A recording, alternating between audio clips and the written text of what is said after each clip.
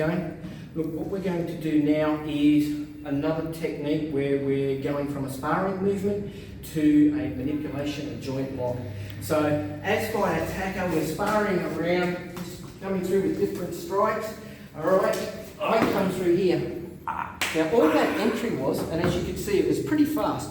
So what we're actually doing is I hit here. Now, I can be blocking the arm. I'm not worrying about hitting him with the stick. If I have to, I can strike him with the inside of my elbow. But I strike him here. I just then simply slap my cane across and get it onto the other side.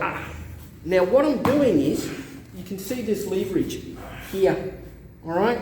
So he's in pain. I make sure his chin is locked in the crook of my elbow, and this is the leverage. Look at my fingers. Alright? That's all I'm doing. Now if I want to take the guy to the ground, what I can do is I come up underneath his arm. Now I can either take this straight this way, and all I do is let him out, strike. We need to be very, very careful with this technique because you've applied this pressure to his neck by trying to take him to the ground.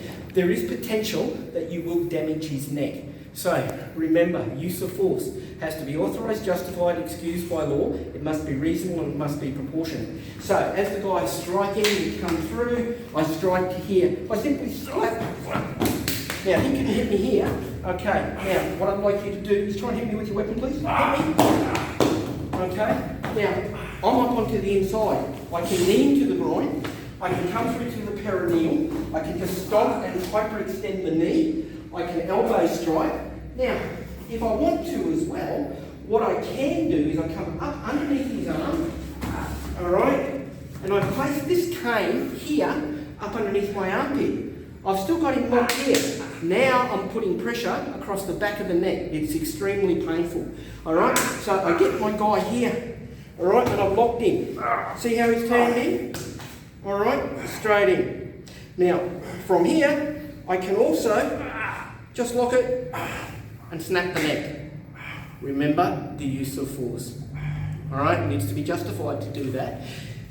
So, he comes through, let's do that technique again please. Alright, so we're striking, I come through, here he is here. Now if I want to take him to the ground as well, all I now do is I step in and I execute a major outer ring. Okay, I come through.